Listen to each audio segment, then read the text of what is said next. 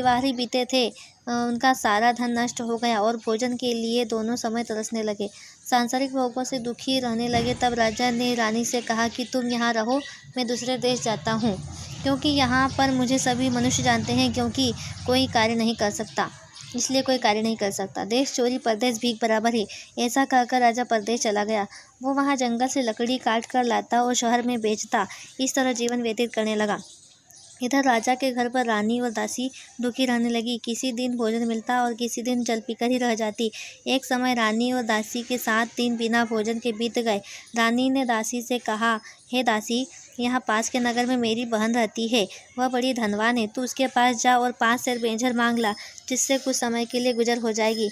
इस प्रकार रानी की आज्ञा मानकर दासी उसकी बहन के पास गई। रानी की बहन उस समय पूजन कर रही थी, क्योंकि वह उस रोज बृहस्पतिवार था। जब दासी रानी की बहन से बोली, हे रानी, मुझको तुम्हारी बहन ने भेजा है, 5 सेर बेंझर दे दो। इस प्रकार अनेक बार कहा, परंतु मुझको रानी ने कुछ उत्तर न दिया, क्योंकि वह उस समय बृहस्पतिवार की कथा सुन रही थी। इस प्रकार जब दासी को कोई उत्तर नहीं मिला तो वह बहुत दुखी हुई एवं क्रोध भी आया और लौटकर अपनी रानी के पास जाकर बोली, हे रानी, तुम्हारी बहन तो बड़ी अभिमानी है, वह छोटे मनुष्यों से बात भी नहीं करती। जब मैंने उससे कहा तो उसने कोई उत्तर नहीं दिया, इसलिए मैं वापस चली आई। रानी बोली, हे दासी, इसमें उसका कोई दोष नहीं है। जब बुरे दिन आते हैं तो कोई सहारा नहीं देता। अच्छे बुरे का पता आपत्ति में ही लगता है। जो ईश्वर की इच्छा होगी वही होगा। यह सब हमारे भाग्य का दोष है।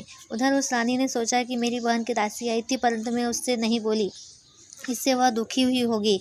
यह सोच कथा सुन विष्णु भगवान का पूजन समाप्त कर वह बहन के घर चली दी और जाकर अपनी बहन से बोली, हे बहन, तुम्हारी दासी आई तब मैं बृहस्पतिवार की कथा सुन रही थी, और जब तक कथा होती है न उठते हैं न बोलते हैं, इसलिए मैं न बोली। कहो दासी, क्यों आई थी? रानी बोली, बहन, हमारे पास अनाज नहीं था, वैसे तुमसे कोई बात छुपी